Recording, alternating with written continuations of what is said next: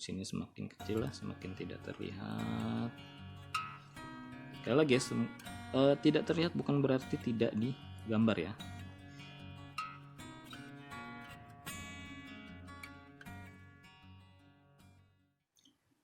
Oke teman-teman, setelah di konten sebelumnya kita mencoba untuk mengetahui mengenai garis horizontal atau garis cakrawala yang merupakan titik pandang terjauh dari sebuah gambar.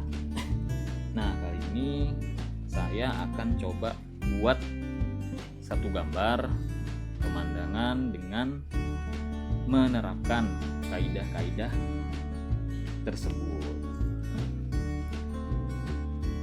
Pertama, kita buat dua line ya. Buat dua line, dua gambar nantinya. Nah, mungkin di yang sebelah sini kita sama-sama tentukan ya. Di sini kita sama-sama tentukan titik terjauhnya, titik pandang terjauh saya tentukan di sini.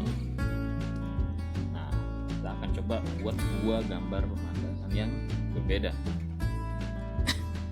Yang pertama mungkin yang standar aja ya. Yang standar aja gambar gunung.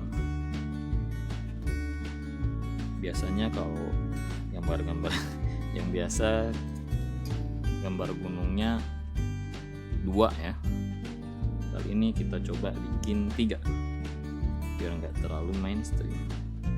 Nah, gunung itu kan besar ya, jadi nggak harus tepat di nempel dengan garis horizontalnya. Ini bebas, misalnya apakah gunungnya mau ada yang lebih besar di sini atau ada lagi yang kecil di sini, seperti itu nggak masalah ya. Oke, kemudian nah kita mau bikin apa nih? Misalnya kita pengen bikin sungai, misalnya dari sini, sungainya dari sini belok ya.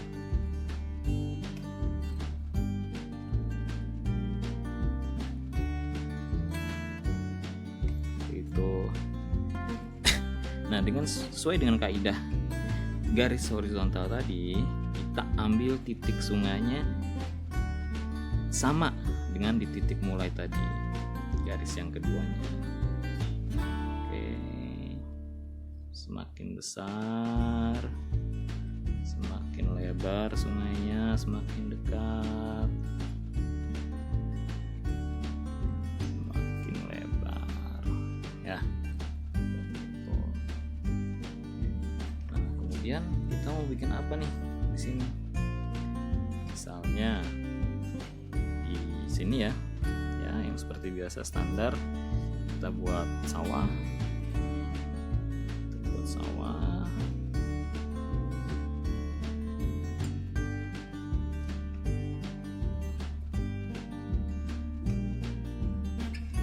Seperti ini, kita buat garis-garisnya dulu.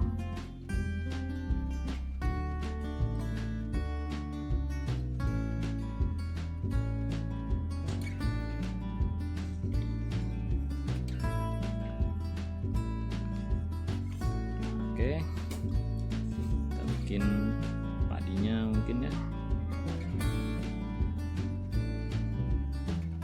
seperti itu.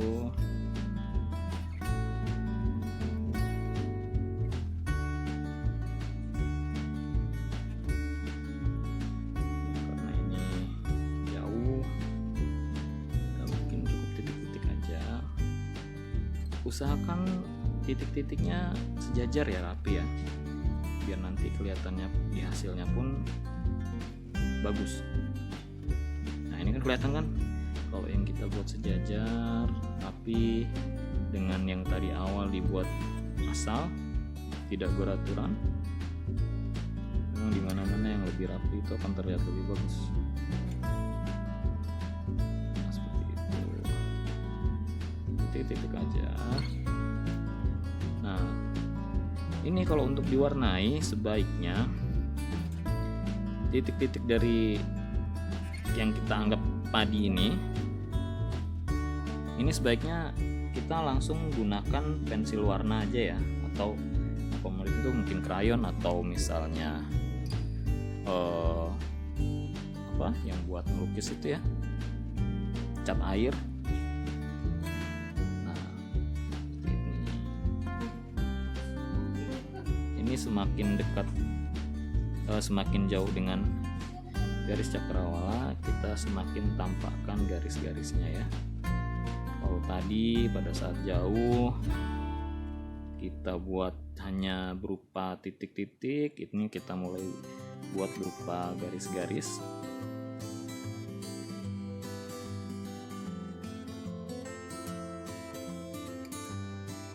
Seperti ini.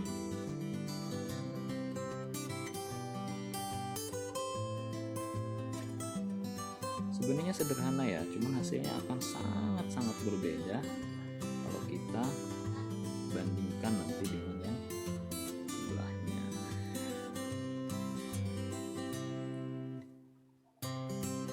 Seperti ini.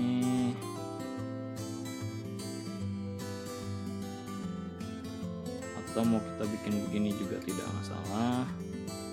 Seperti ya yang diajarkan orang-orang tua kita zaman dulu ya, sawah itu padi itu bentuknya checklist.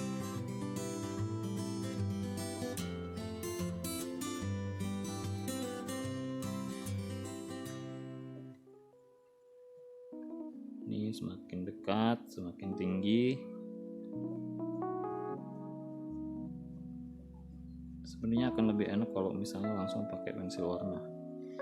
Hanya di sini saya coba memperlihatkan, praktekkan dasar-dasarnya seperti itu.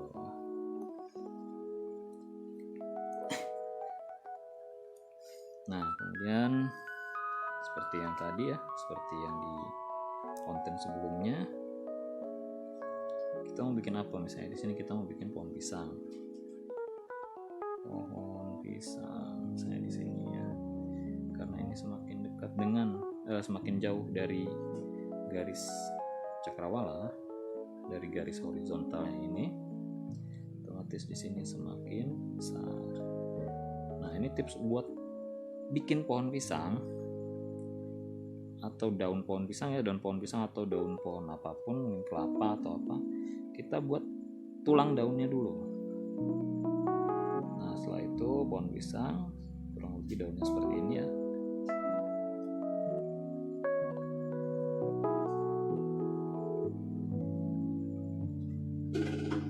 Seperti ini daunnya, buat tulangnya dulu. Sekali lagi ini gambar untuk pemula ya, untuk teman-teman yang udah jago mungkin bisa share juga mengenai metode-metodenya seperti apa ke teman-teman yang mungkin belum mengetahui ya.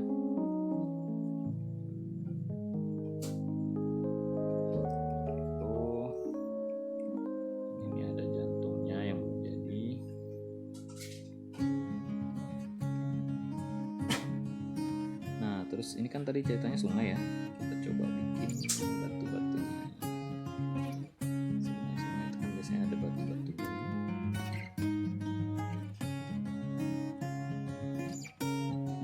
Seperti ini. Ingat ya, semakin menjauh dari titik pandang atau garis horizontalnya kita buat di sini semakin jelas, semakin besar bebatuannya.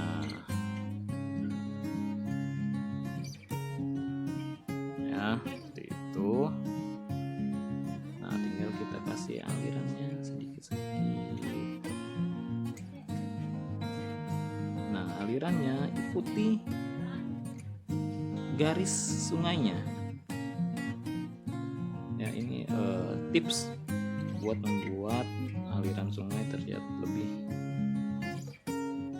terarah ya. Nah, itu ikutin aja. setiap menemui batu kita buat seperti aliran yang terpecah ya.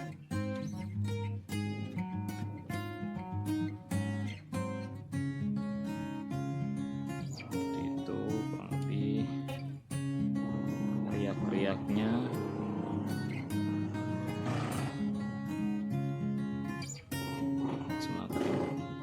Semakin jauh semakin jelas aliran airnya.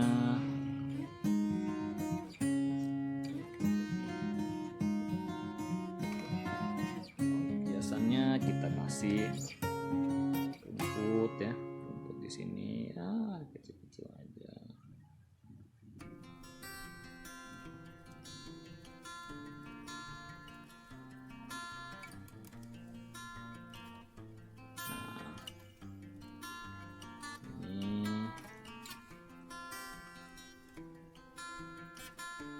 Pendek, semakin kecil, semakin jauh, semakin tidak terlihat. Tidak terlihat bukan berarti tidak digambar ya. Itu juga di sini.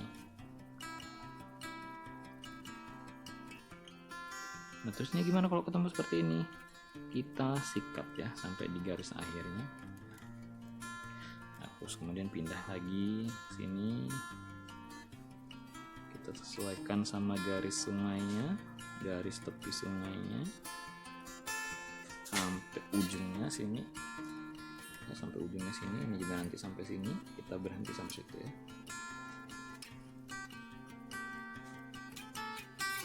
Oke, gini. Sini semakin kecil lah, semakin tidak terlihat. Sekali lagi ya, tidak terlihat bukan berarti tidak digambar ya. Kita cukup mempertegas garis-garisnya saja. Nah, seperti itu. Nah, terus di sini mau kita bikin apa? Misalnya ya anggap aja mungkin di sininya padang rumput ya, padang rumput.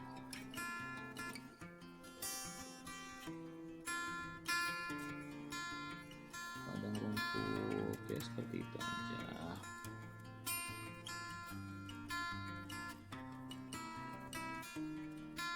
Nah, ini usahakan teratur ya garisnya satu arah supaya terlihat bagus, terlihat rapi.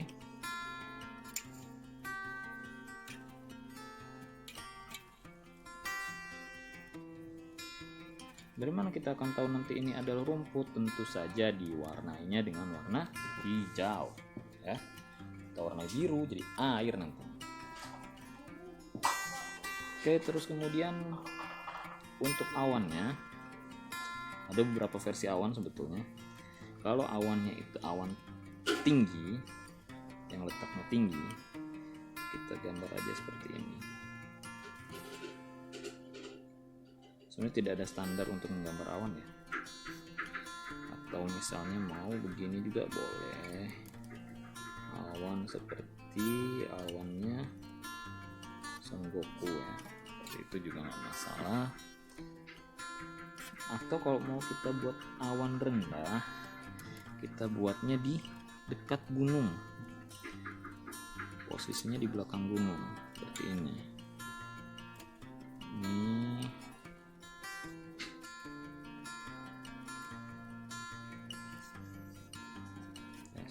Itu di sini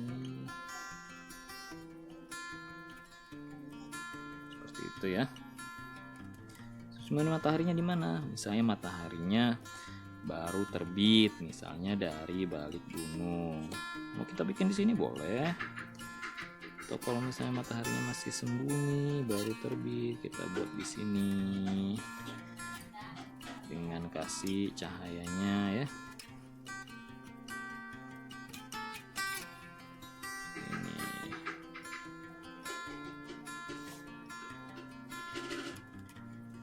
Kemudian untuk gunungnya sendiri kita coba kasih ornamen hutan ya sini.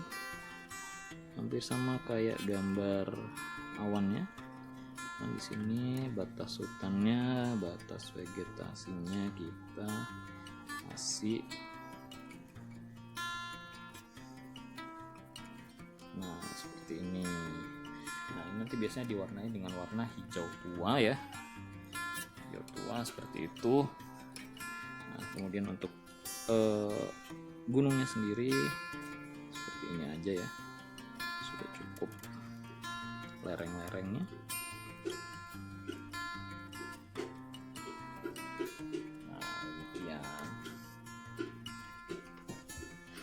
Kemudian untuk nanti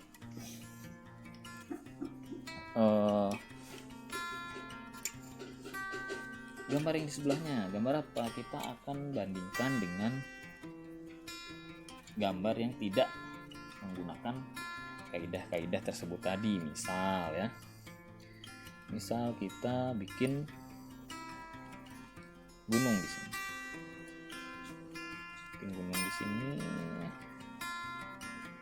Nah, kemudian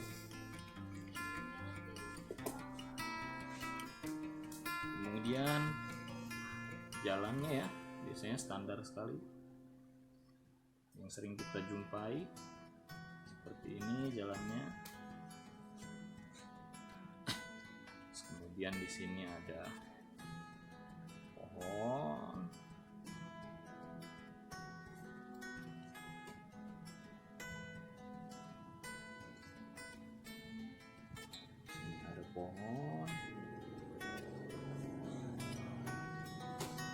Kaki saya udah mulai kesemutan ya. Kemudian ada matahari di sini.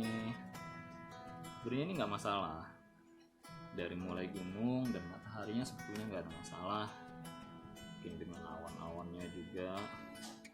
Hanya yang menjadikan gambar di sebelah kanan ini agak kurang pas adalah tidak mematuhi kaidah daripada fungsi garis horizontal atau garis cakrawala tadi.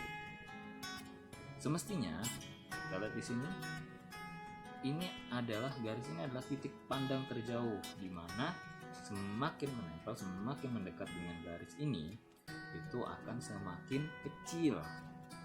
Sedangkan di gambar ini, dengan tidak mematuhi kaidah-kaidah tadi, tidak mengetahui atau mengabaikan, itu ya jadinya akan seperti ini aja.